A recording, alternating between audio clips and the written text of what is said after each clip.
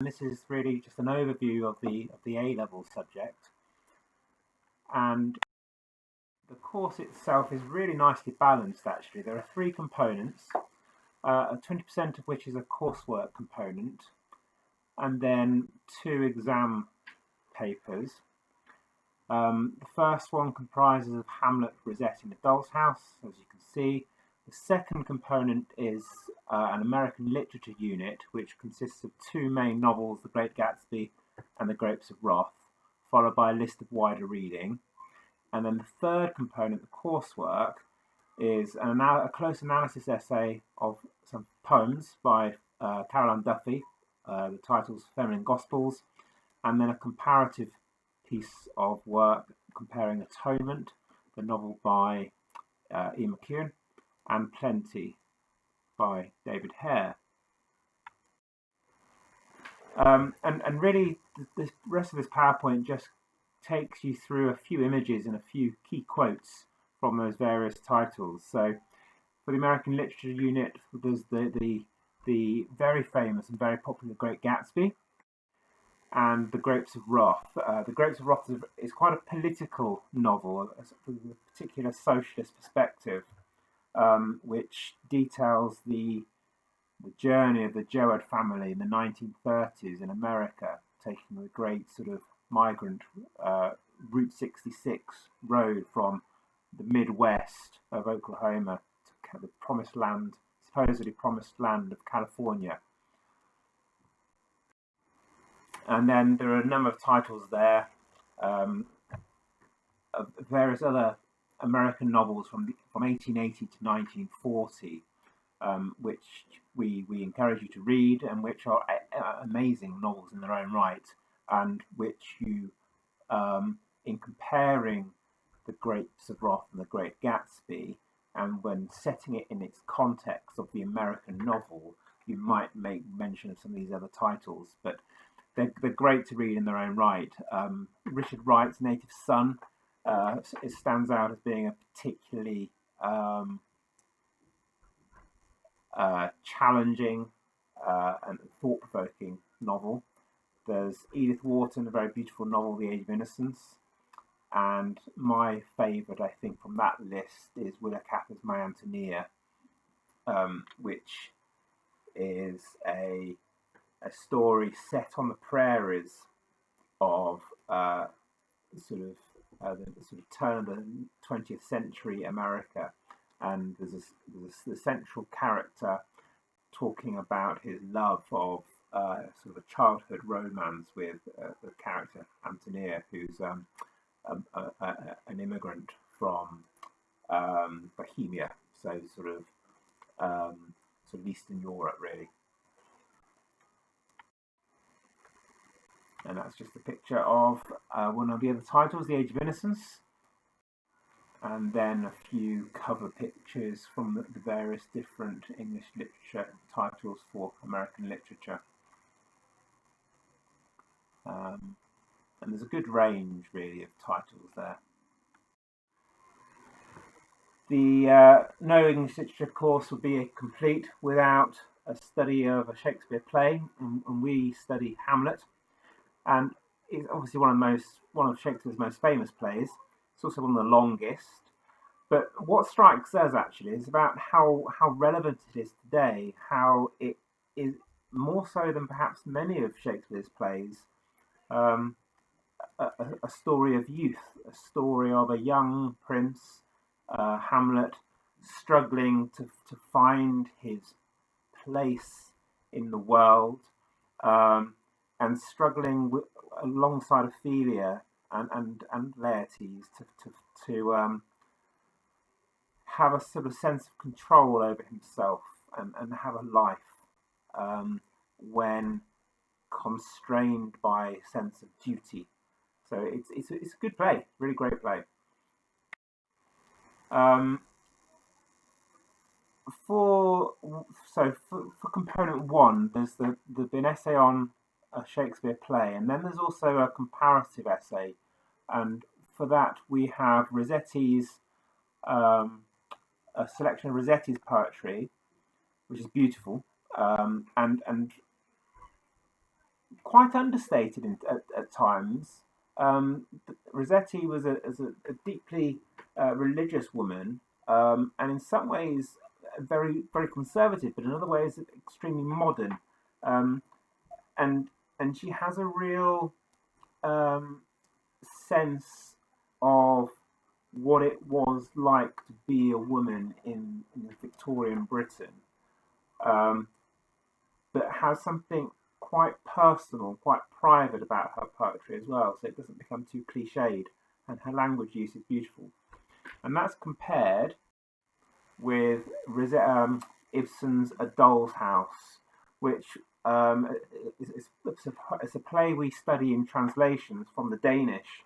A very, very controversial play at the time, so much so that in fact the ending had to be rewritten before it could be staged. Um, and taken with the Rossetti gives a really very um, well developed appreciation of Victorian literature, and a real a sense of how students can sort of start to debate that period, and issues such as gender.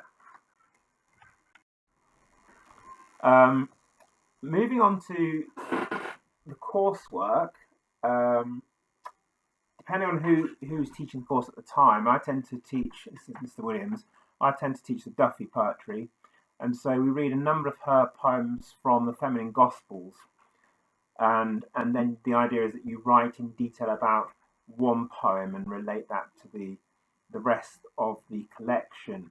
Um, it's quite modern, published in 2001, I believe.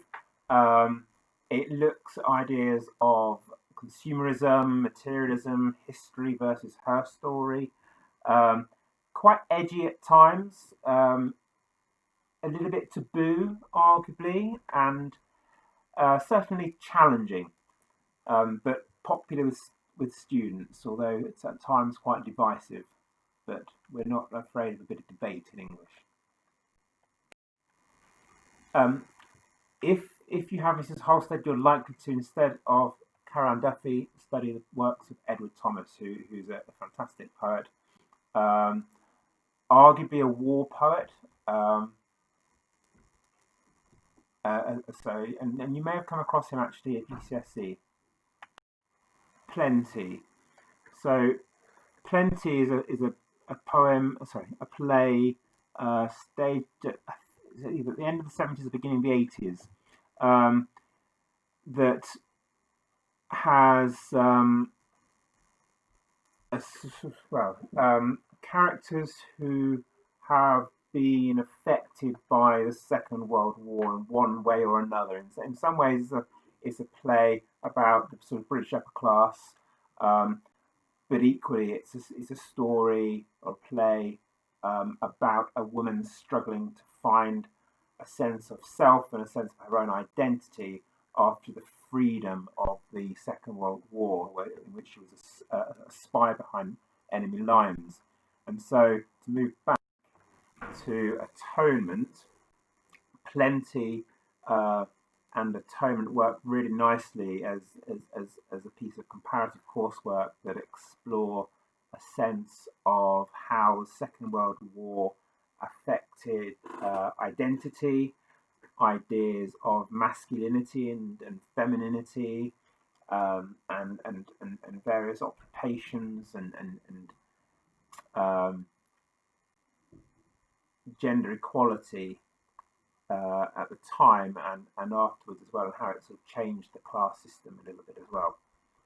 So they are the texts really that you might study at English literature, and we think it's a fantastically well balanced course. It's got some really good text from the literary canon.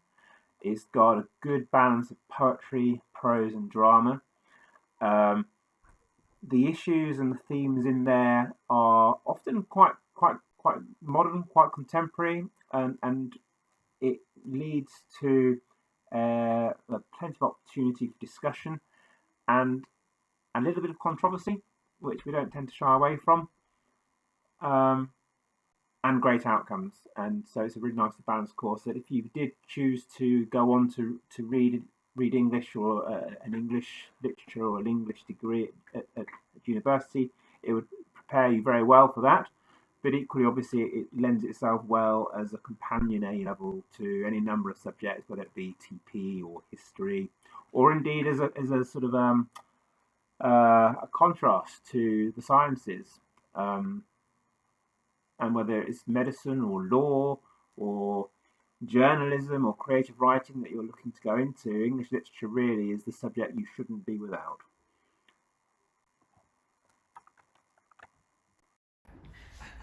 So, Georgia, Avani and Mo, how are you finding English literature? What have you been studying so far this year?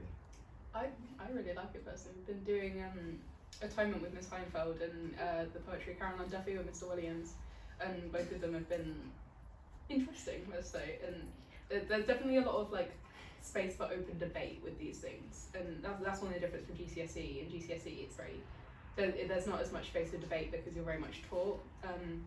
In A level, it's very wide open. There's no censorship, as it were, and we can just sort of discuss anything that we think. And usually, there's not really any incorrects with it anymore.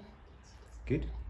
I've really enjoyed Duffy because of the concepts we've been studying to do with feminism, and even though it could be slightly dated, it does really open up, as Georgia said, many debates. That's great.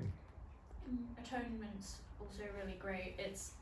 I found it a little hard to follow at first, but after I kind of watched the movie and got a sense of the whole plot, it becomes a lot more clear kind of what's going on in the beginning. Well, I really enjoyed it at GCSE, and I thought I'd quite enjoy it at A level just because it's in quite a lot more depth and I get a broader understanding of English as like a whole.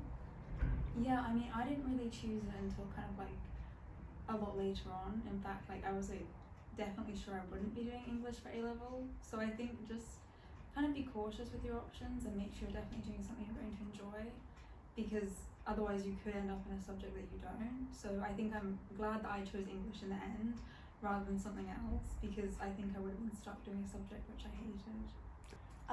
For me, personally, English literature is a definite possibility to carry on at university. And then in terms of like jobs, I think I'd I'd find publishing quite interesting, and editing novels, that would be something that I could do in the future if I carried on with English.